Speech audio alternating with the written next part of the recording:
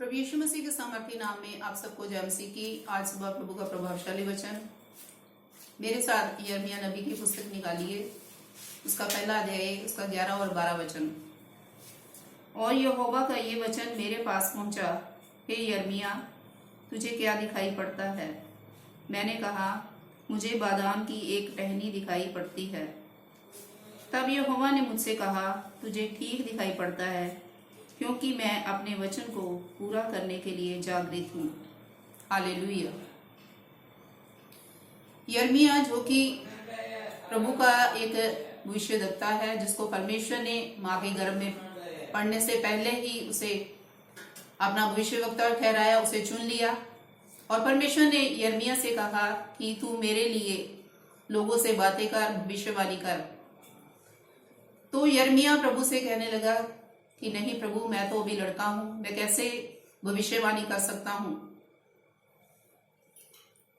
और परमेश्वर ने यिर्मयाह से कहा कि तुझे क्या दिखाई पड़ता है? तो यिर्मयाह ने कहा, प्रभु जी, मुझे बादाम की एक टहनी दिखाई पड़ती है। प्रभु ने कहा, हाँ, तुझे ठीक दिखाई पड़ता है। बादाम का पेड़ जो है वो इस वचन में दिखाया गया है कि बादाम का पेड़ का अर्थ है मैं जागृत हूं, और बादाम का अर्थ इब्रानी में जागृत होना है।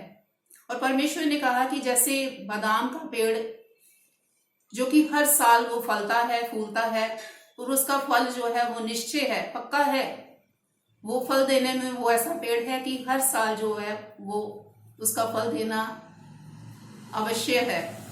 इसी तरह परमेश्वर ने यिर्मयाह से कहा कि जैसे बादाम का पेड़ हर साल फलता है और उसका फल आना निश्चय है, वैसे ही मैं अपने वचन को पूरा करने में जागृत हूं। मैं अपने वचन को जरूर पूरा करूंगा, मैं पूरा करने में जागृत हूं, जीवित हूं, और मैं देखता रहता हूं कि मेरी बात अवश्य पूरी होगी। और तू लोगों के लिए अपना मुंह खोल, और जो मैं तुमसे कहूंगा तू वैसा ही कर, तू लोगों के लिए भविष्यवाणी कर।